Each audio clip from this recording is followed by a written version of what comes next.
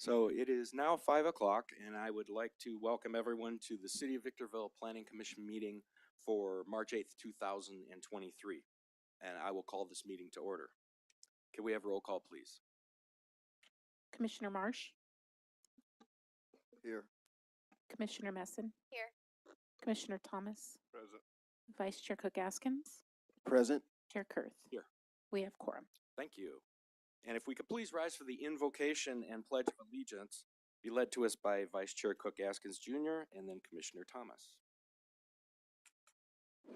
Let us pray. Dear Heavenly Father, we thank you for this opportunity to meet this evening as we conduct business for the city. We ask a continued blessing on our city, the city council, the planning commission, and all the city staff and residents. In Jesus' name, amen. Place your right hand over your heart. Ready, begin. I pledge allegiance to the flag of the United States of America and to the republic for which it stands, one nation, under God, indivisible, with liberty and justice for all.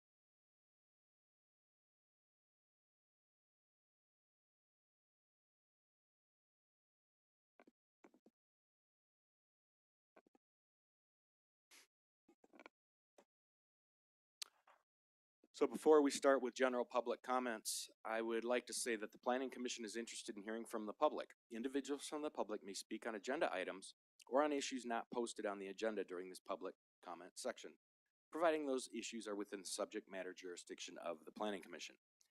Individual speakers may address the Planning Commission once per public comment period and once per each public hearing item for up to 3 minutes. For those attending the meeting in person, and though not required, please complete a speaker card prior to the start of the meeting and place in the clear speaker card box located on the credenza. If you'd like to comment on a public hearing item, please submit a speaker's card before the public hearing item is announced. Once comments are invited, the speaker will be called on by name, then recognized by the presiding officer. Audience members may not disrupt, disturb, or otherwise impede the orderly conduct of the meeting. Your understanding and cooperation are appreciated. So I will go ahead and open up general public comments. Do we have any cards? Not for general public comment. Thank you. Is there anyone here that would like to speak to us during general public comment? Seeing no one, I will close public comments. We have a set of meeting minutes from February 8th, 2023 that we need to deal with next. Chairman Kurth, if I could, in reviewing the minutes, we noticed that there was a discrepancy on item 3 of the minutes from February 8th. Even though the recommendation does list what was originally on the staff report and the agenda index, there was a late addition memo that recommended that that item be continued to the March 8th meeting. Specifically, it mentioned that the Planning Commission conduct a public hearing, receive testimony regarding the proposed project, leave the public hearing open, and continue the item to the March 8th, 2023 Planning Commission meeting. So with that, I would recommend that you add that revision to your motion. Okay, thank you. And do we have a motion that would include that complete recommendation? I move for approval of the minutes with the necessary corrections. Commissioner Cook Askins, second. I have a first by Commissioner Thomas, a second by Vice Chair Cook Askins. I'll take a roll call vote. Commissioner Marsh, I have to abstain because I wasn't present for the February 8th meeting. Commissioner Messin, Yes. Commissioner Thomas, Yes. Vice Chair Cook Askins, Aye. Chair Kurth. Aye. Motion passes with Commissioner Marsh abstaining. Thank you. That'll move us on to agenda item number 2. Staff report, please. Thank you, Chairman Kurth, fellow commissioners. Item number 3 is case PLAN 23-00004. It is an approximate 12.5 acre tentative tract map previously environmentally assessed to allow for the creation of 6 lots, including public right-of-way dedication and street vacation located on city-owned land zoned residential medium density within the Old Town specific plan. This is located east of and abutting the Mojave River, generally northeast of the terminus of First Street and River Street. Staff is bringing forward this proposal to clean up the lot configuration surrounding the wellness center that is currently under construction. The proposal essentially will take 6 existing lots and reconfigure them to conform with the development proposal of the wellness center. It will leave various other parcels for various uses. As listed in the staff report, Lot 1 will be reserved for the wellness center. Lot 2 is a required stormwater detention basin. Lot 3 will remain undeveloped and is reserved for future development. Lot 4 is undeveloped area reserved for future development as well.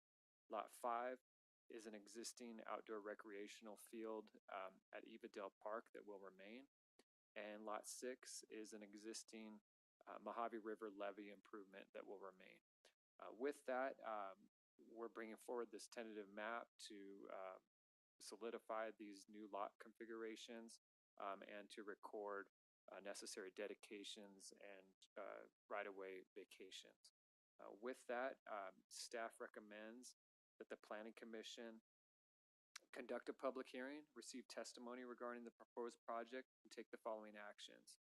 Find the project previously assessed under the previous mitigated negative declaration with a mitigation and monitoring and reporting program for the Wellness Center, which was case number PLAN 21-00024, and adopt Planning Commission Resolution number P-23-007, approving case number PLAN 23-00004 with the late addition memo that eliminates conditions number 4 and 19, which are not applicable to this project. And with that, I'm available should you have any questions. Thank you. Does the commission have any questions of staff on this item?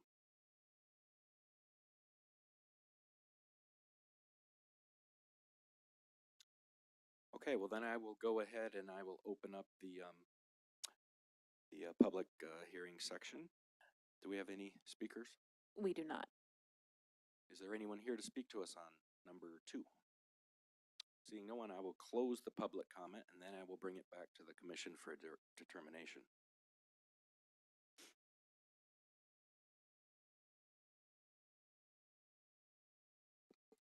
I'll make a motion to approve agenda item number 2 according to staff recommendations.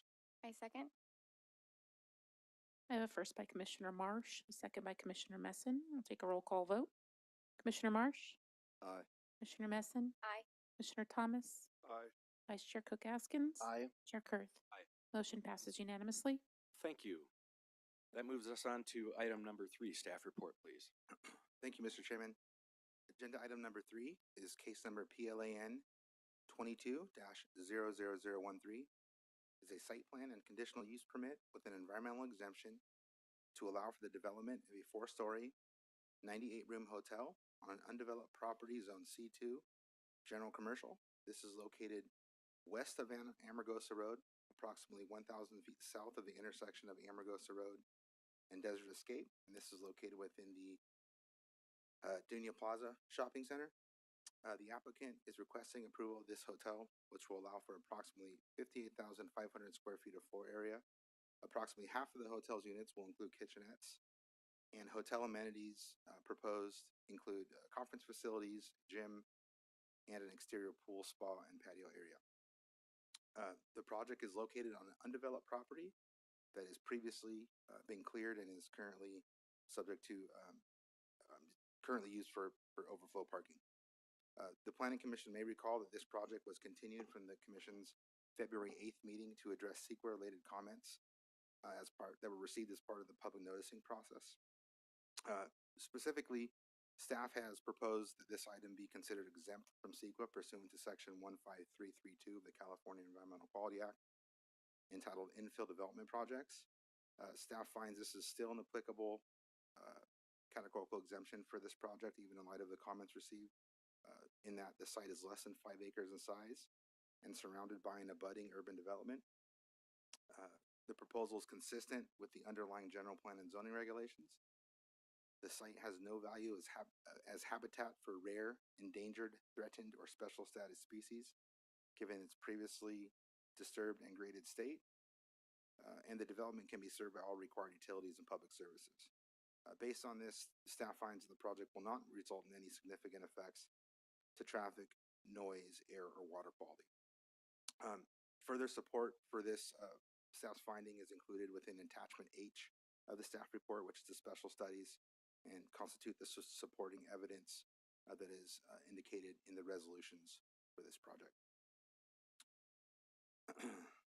Generally, the site plan complies with Title 16 with regards to setbacks, lot coverage, and landscaping.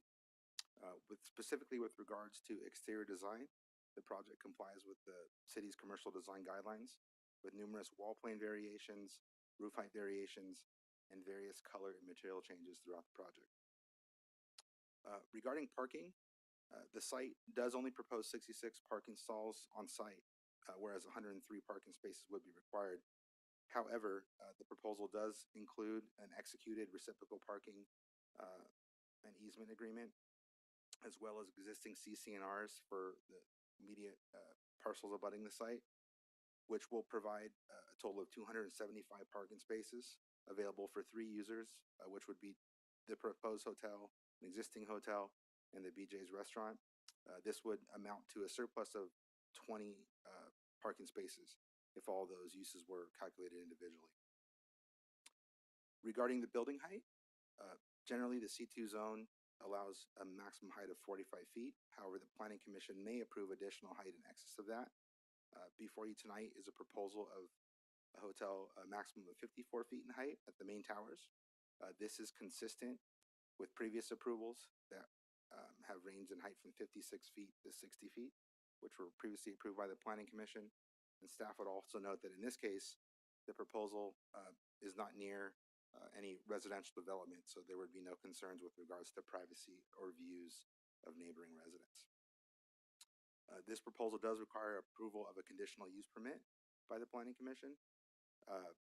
Staff does note that as proposed, the use will not be detrimental to the public health, safety, or welfare, or materially injurious to uses, properties, or improvements in the vicinity. And therefore, the required findings to support the conditional use are incorporated into the resolutions attached to this project. Lastly, staff would note that there was a late addition memo provided to the Planning Commission regarding this project. Essentially, staff received 2 letters on this project. One of the letters was a supporting correspondence from the project's legal counsel, which supports the staff's finding to utilize a infill development categorical exemption. Based on that memo, staff has also proposed a revision to the resolutions to further support the findings regarding air quality, which has been presented to you in the late addition memo. Additionally, an additional opposition letter was received. This was from the same entity that submitted the first opposition letter. No new evidence was submitted other than notes that alleged that the project was not in compliance with the city's parking regulations or the general plan, which staff finds does not disagree with, as discussed in the late addition memo. Therefore, staff recommends that the Planning Commission conduct a public hearing, receive testimony regarding the proposed project, and take the following actions. Find the project categorically exempt per CEQA section 15332 of the California Environmental Quality Act entitled Infill Development Projects, and adopt resolution number P-23-003 approving the conditional use permit portion of case number PLAN 22-00013 subject to the attached conditions of approval, and adopt resolution P-23-004 approving the site plan portion case number PLAN 22-00013 subject to the attached conditions of approval. And both of these recommendations regarding the conditional use permit and the site plan would staff would also recommend the revised finding as noted in the late addition memo. Staff remains available for any questions you may have, and the author of the staff report, Associate Planner Daisy Kawasaki, is also in the audience to assist as needed. Okay, thank you. I'll start with Commissioner Messin. Do you have questions on this one? Comments? Yes, I have two actually. So, the parking requirement of 103 stalls and there only being 66 that can be provided on site, is that because the lot itself does not allow for additional parkings to be provided without the shared 235, the 230 number? Is the lot just not big enough for them to provide the total 103? Correct. To provide the amount of amenities and to accommodate the development size, the site did not have enough space to accommodate the on-street parking. Okay, so I am a little concerned, although it is stated that there will be 20 additional parking spaces available, because on any general given evening, that area is usually full. That parking lot is full. You see cars actually parked in the dirt lot, which is where I'm assuming the building's gonna go. So that is a concern. And then just for clarification, the hotel will be facing towards the Starbucks shopping center. It will not be actually facing Armagosa Road. It's at an angle, correct? Yes, the main windows of the rooms will be facing south towards the restaurant row development, and north towards the other hotel that's existing. That's all. Thank you. Commissioner Marsh? Question? No, I have no questions. Commissioner Cook Haskins? And as Commissioner Messin had mentioned, I have the same concern about the parking condition, because in any given night, you can go there and you can barely find a parking spot. So that's my only comments. Okay. Commissioner Thomas? I think my main concern is the ingress and egress from Armagosa. Traffic can travel pretty fast down that street, and I was wondering, is there a traffic signal plan there, or is it going to just be the stop sign? I don't believe there's any additional traffic signals planned other than the existing improvements. Is that correct? That is correct. And also the storm runoff, I guess because of the way it's situated, the water would actually run down towards Armagosa to the east. Is our storm water system and everything adequate to cover that? We don't have a lot of rain, but when we do have it, we have it. Yes. So the way our water quality, the city's small MS4 permit works, through the review of the hydrology study and the water quality management plan, the only amount of water that can exit this site once fully developed is the same amount of water that exits the site now. The remainder of that water, any net increase over its existing condition, is required to be maintained on site. And that is why towards the rear of the site, you do see a basin proposed to retain that excess water. To speak to parking just briefly, and Mr. Webb may have additional feedback on this. Historically, when we review hotels, they do not typically assume 100% of all rooms being filled at the same time. So even though the requirement would be 108 spaces based on the size of the building, they typically don't anticipate all rooms being filled at the same time. Yes, and if I might, I would like to just add that this development does meet our parking code standards. We realize that due to the current lay of the land with having that dirt lot there, it's in close proximity to BJ's restaurant. That is kind of like premium area for parking. So this will actually, in our opinion, improve it to a parking lot. Overall, when you look at all of the developments, they do meet our parking standard with a surplus of additional 20 parking stalls. So there'll be added parking in the front to accommodate those that are parking on the dirt now. They'll also be parking along the southern edge of that property. This development, if we trace it back to when it was originally subdivided, original developer envisioned a shared parking agreement, and that's what's already in place on site. And this is not uncommon for shopping centers that have reciprocal access. But it does, I just wanted to clarify that it does meet our standard. It's just not on one parcel. The required parking bleeds over into the adjacent parcels, but it's as long as they have that irrevocable reciprocal access and parking agreement, which they do, it meets our standard because they're unable to redevelop that adjacent parcel and convert it from parking to a building because of the agreement that's in place.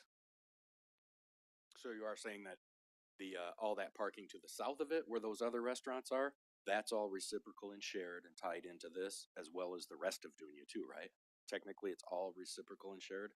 Yeah, if we could go back one slide to show the site layout there.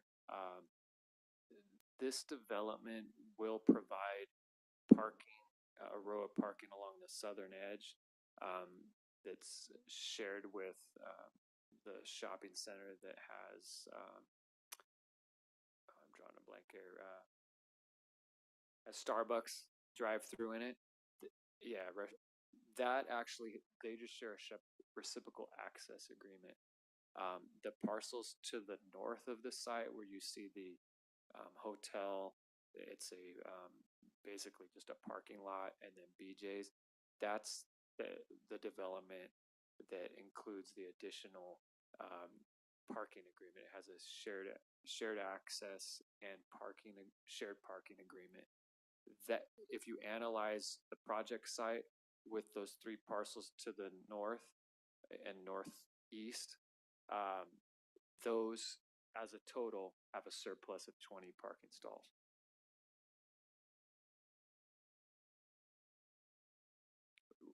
When the hotel develops, there'll be that surplus. Okay, thanks. Any other questions of staff before we open up? Okay. Then I'll go ahead and open up the public hearing on item number 3. Do we have any speaker cards? We do. Our first speaker is Darren Trone. Are you the applicant or representative? Welcome. Thank you. Yeah, Darren Trone for the project applicant. I'm an attorney out of Riverside. I represent hospitality, or Highland Hospitality, on this project. We were called in. I guess the union had submitted a 200-page exemption, a letter of objection in this case. And we responded to that with 12 pages. I was happy to see that it made it into the revised agenda for tonight. And while we're fresh on the parking, I'll take care of that first. Could we go back to the plat map that shows the parcels, the parcel map?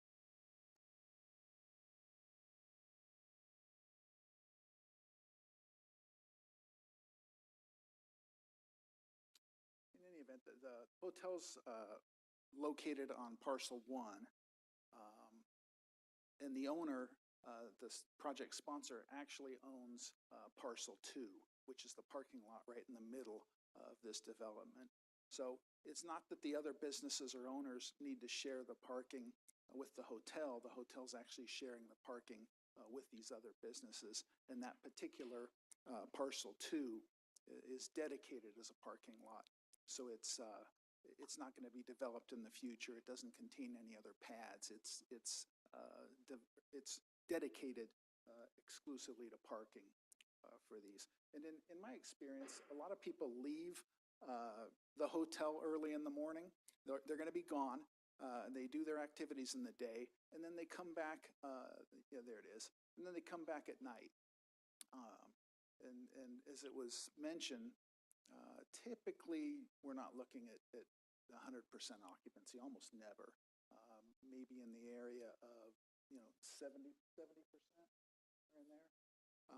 But looking at the map, parcel 2, dedicated to parking, not going to be put to any other use the owner of the hotel owns that section and is obligated to share it with the other members in there. So it's a 98-room, nice-looking Wyndham Hotel. It's a Class 32 infill development.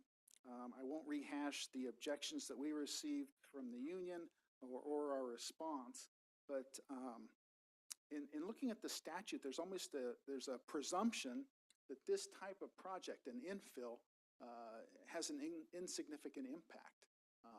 The legislature's taken a look at this and they said, look, if it hits on all these qualifications here, it's not going to have a significant impact on the environment. And there's an old saying, the legislature says what it means and means what it says. And what that loosely translates into is that the legislature's already kicked this around.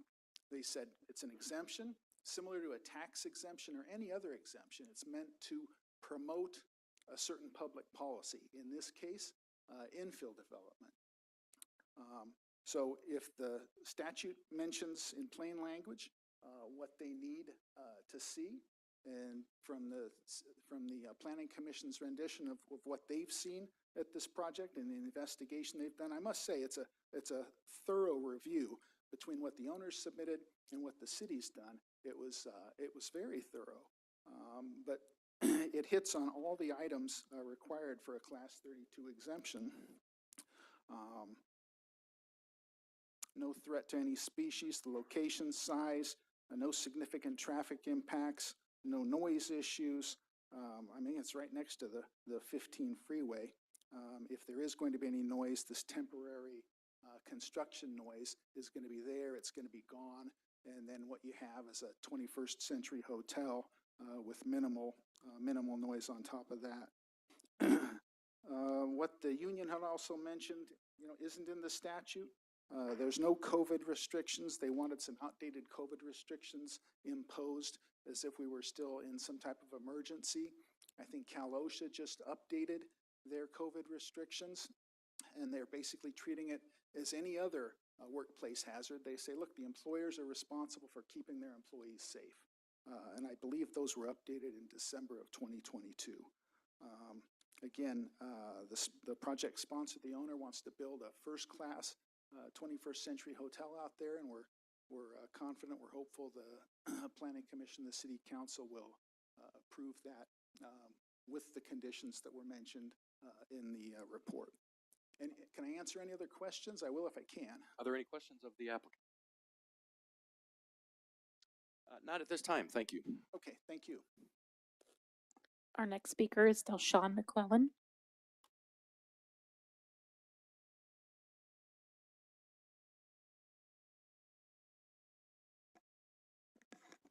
Sorry. Again, my name is Delshawn McClellan, and I'm a member of the Southwest Mountain States Regional Council of Carpenters, which we represent a little under 6,000 members that live, work, and recreate in the vicinity of this project. And we believe that we'll be impacted by the environmental impacts of this project. The city should require the project to be built with contractors that will hire locally, pay prevailing wage, and utilize apprentices from a state-certified apprenticeship training program. The workforce requirements reduce construction-related environmental impacts while benefiting the local economy and the workforce development. In a recent 2020 report titled Putting California on the High Roads, A-Jobs, and Climate Action Plan for 2030, the California Workforce Development Board concluded that investments in growing, diversifying, and upscaling California's workforce can positively affect returns on climate mitigation efforts. The South Coast Air Quality Management District recently found the local hire requirements can reduce in air pollutant reductions.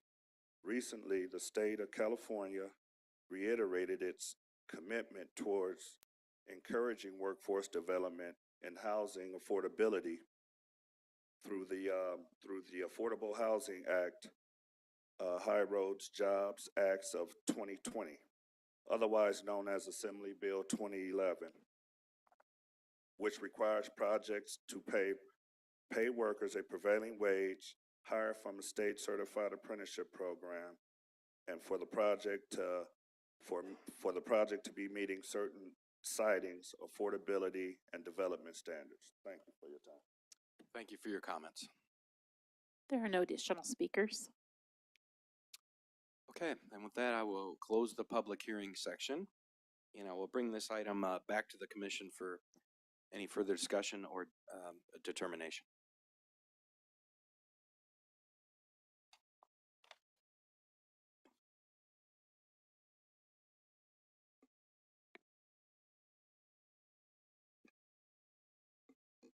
I would like to just state that, I think that the project, is a good project. It's something that's going to go well, within the city.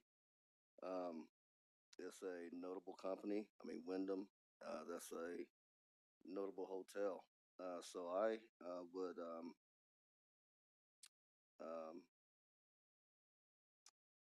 I'll recommend approval of the agenda item, number 3, according to staff recommendations. Vice Chair Cook Askins, second. I have a first by Commissioner Marsh, a second by Vice Chair Cook Askins. I'll take a roll call vote.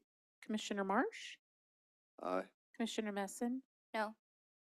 Commissioner Thomas, Aye. Vice Chair Cook Askins, Aye. Chair Kurth. Aye. Motion passes with Commissioner Messin voting no. Thank you. That item number 3 for the 98-room hotel has passed and been approved. Next, we'll move on to item number 4, which is the General Plan Annual Progress Report. I understand we have a presentation tonight, so I'll go ahead and turn it over to staff. Thank you, Chairman Kurth, fellow commissioners. This is a first for the commission. Recently, charter cities like Victorville have been required to report annually to the state on our progress with our general plan and our housing element. This is only required to be filed with the city council before it goes to the state. But given our recent development with our general plan and housing elements that have been adopted, we would like to bring this forward this year and in future years to give the public and the planning commission a chance to review the analysis that's been done and to provide any input. So with that, we have our Assistant City Planner, Alex Hattigi, that's been running point on this with our partners, Harrison Associates. And I'm going to go ahead and hand it off to him to lead the presentation. Sure. Briefly, before I turn over to Harris, the APRs, as we call them, which include the general plan APR and the housing element APR, they all fall under the umbrella of the general plan APR. However, the housing element APR is in a format that's determined by the California Department of Housing and Community Development, whereas the general plan APR beyond the housing element doesn't have a specific format. These are intended to report on the city's progress in meeting the goals outlined in the various elements of the general plan. This would include things like approval and production of housing, removal of barriers to affordable housing, protection of open space, natural resources, and implementation of the city's land use element and circulation vision. So with that, I will turn it over to our Harris team, who has prepared a PowerPoint for your review. And when they're finished with their presentation, we can dig a little deeper into future implementation measures. Great. Thank you, Alex. Good evening, Chair Kurth and members of the commission. I'm Cecilia Kim. I'm sorry, I cannot show my face right now. With Harrison Associates, I have with me my colleague, Erlanda Martinez, as well.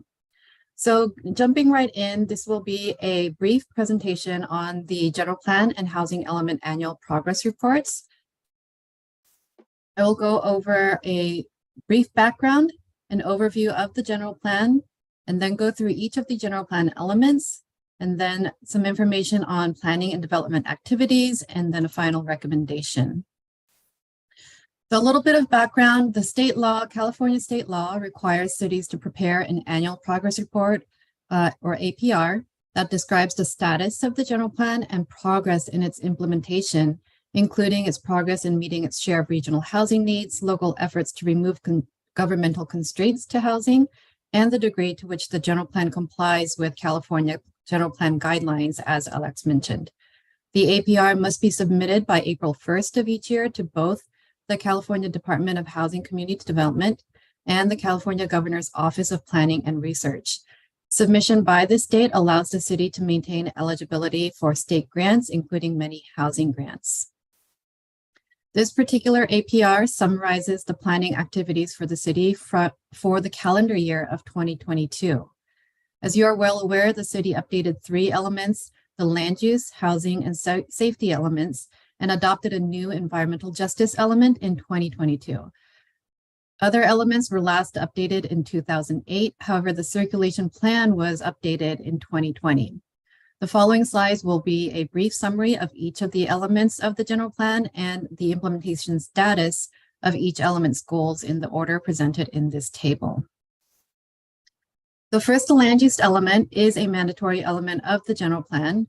Its primary purpose is to establish the policy foundation for future land use decision-making for Victorville and its sphere of influence to achieve the community's long-range goals.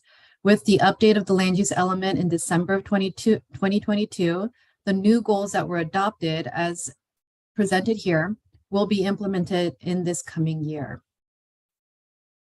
The circulation element is also a required general plan element and is intended to provide guidance to decisions that expand and improve the transportation system for local and regional trips, accommodate the diverse transportation needs of residents in the planning areas, and specify the city's policies for coordination of transportation infrastructure planning with the planning of public facilities where joint benefits can be achieved.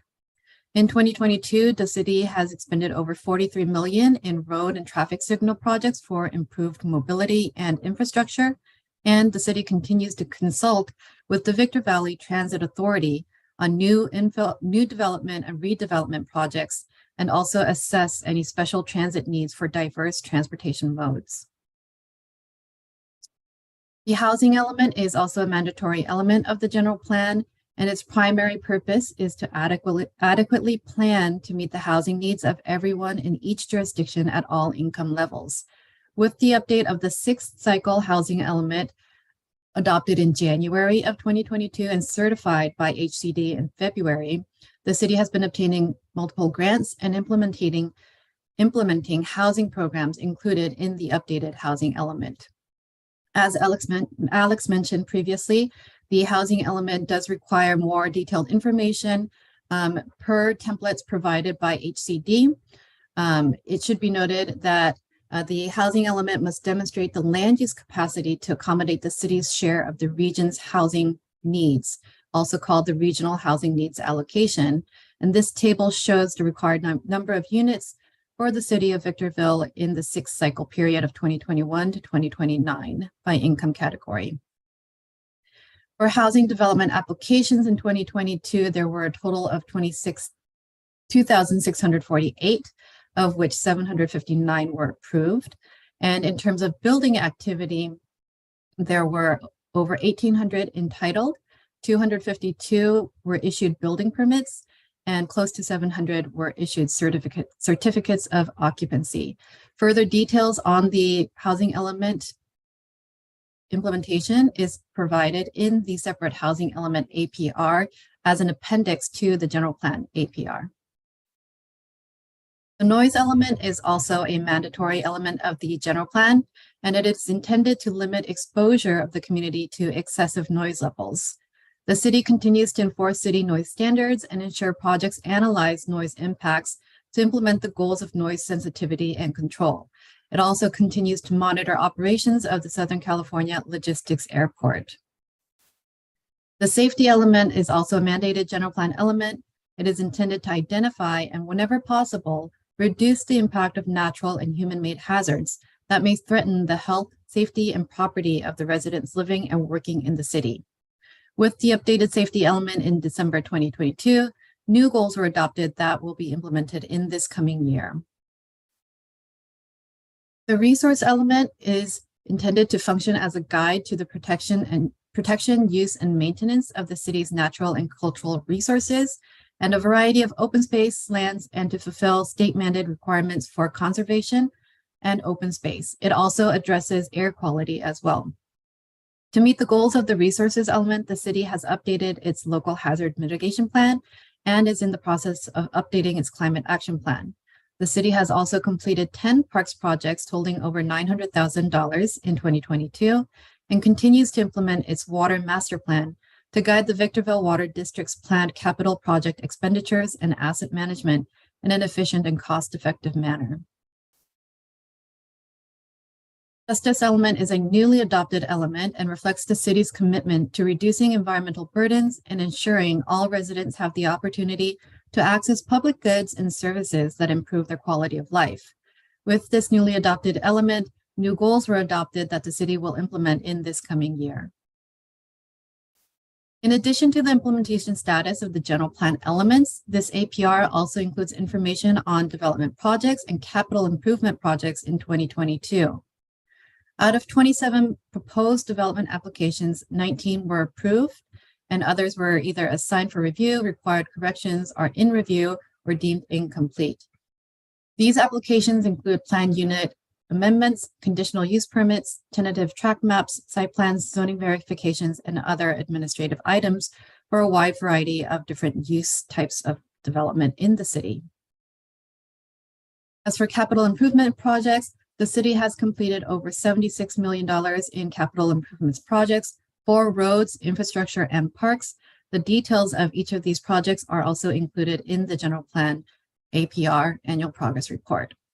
This concludes the presentation, and on behalf of city staff, the recommendation is that the Planning Commission recommend the City Council receive and file both the general plan annual progress report and the housing element annual progress report. We are available for any questions if there are any from the commission.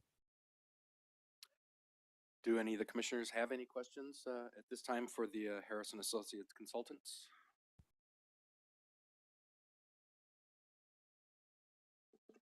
Nope, looks like there are none. We thank you for the overview and the report. Thank you. I have one question, I think, for more so for city staff. The it says this update needs to be submitted by April 1st, and if not, we could be ineligible for certain state grants and housing grants.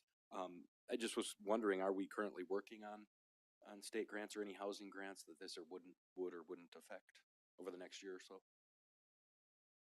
Yes, what comes to mind is our permanent local housing allocation, which we call PLHA funding. We get that annually, and we could only get that annually if we had our APR submitted on time, and we had a certified we have a certified housing element.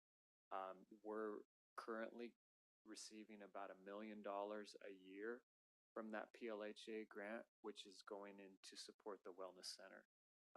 It is a housing grant, so yes, being in compliance with these state mandates, we take seriously, because there's money that would be left on the table if we didn't get these in on time. Excellent. Okay, great.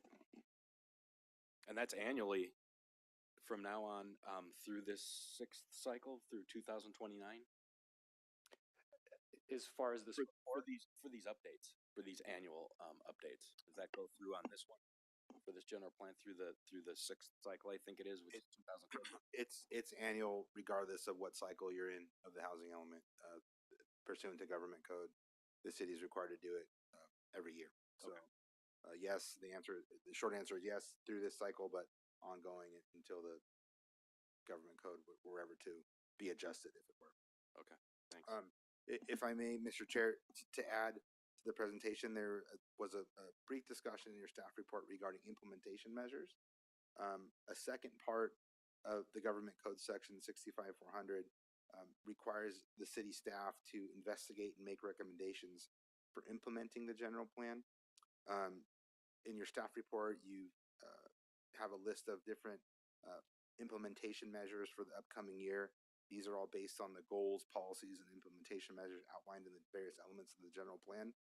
Essentially, these act as the city's roadmap in our itinerary for the upcoming year regarding what measures we need to do to implement the general plan. Some of these have deadlines, as with the housing element, for instance. The housing element dictates a timeline for us to complete our zoning map update and our zoning ordinance update, as well as completion of the wellness center. Some are open-ended, so some with regards to the environmental justice element or the noise element, or just ongoing measures that we have to complete. So there is items in there related to future implementation measures that staff looks to take forward and address in the coming calendar year. And if there's any discussion on those, we can definitely accommodate those and add or delete as the planning commission may see necessary. Any comments or thoughts on that? Okay. Then I think the recommendation is that the planning commission goes ahead and makes a recommendation to the city council to receive and file both the 2022 general plan annual progress report and the 2022 housing element annual progress report. Would anybody like to make a motion for that recommendation or other? Commissioner Thomas moved that we recommend to the city council receive and file the 2022 general plan annual progress report and the 2022 housing element annual progress report. I second. I have a first by Commissioner Thomas, a second by Commissioner Messin. I'll take a roll call vote. Commissioner Marsh, Aye. Commissioner Messin, Aye. Commissioner Thomas, Aye. Vice Chair Cook Gaskins, Aye. Chair Kurth. Aye. Motion passes unanimously. Thank you. The next up is item number 5. It is the requested 2022 approved project list that the staff did provide to us in this report. Are there any comments or thoughts or discussion on that item?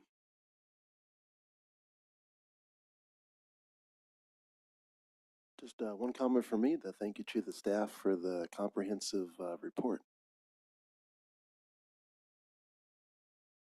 We're almost through the first quarter of this year now. Does it look like this year is going to shape up to be even a little bit bigger list than what we just saw for last year, do you think? Just off the cuff, just guessing. Well, as what was presented in that last report, we do have a variety of cases that are in the pipeline that are making their way to the planning commission. Yeah, we do remain busy, even though we've seen a slight downturn in housing. We are still seeing a lot of activity with new industrial. And we will keep you busy with updates to our zoning code.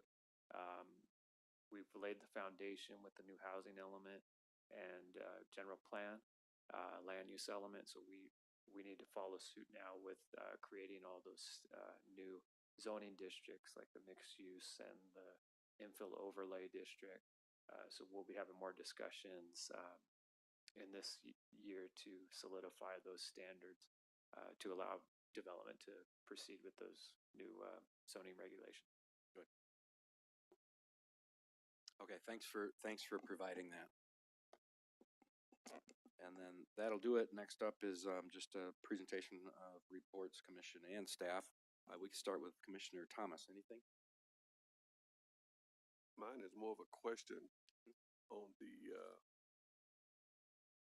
Bear Valley Road, the pavement. I'm saying, I guess it's west of Amethyst to 395. That's really kind of rugged, and I've had a couple of people ask me about it. Is there are there any plans to do anything there? Commissioner Thomas, that's a very good question. It's actually one of our capital improvement projects in this fiscal year. We're approximately about 80% complete with the design, and our goal is to complete it, put it out to bid, and hopefully start construction later this summer, if not the fall. Commissioner Cook Haskins? Just looking forward to the Commissioners Academy at the end of the month. That's it. Commissioner Marsh? I guess I just have one comment, one concern.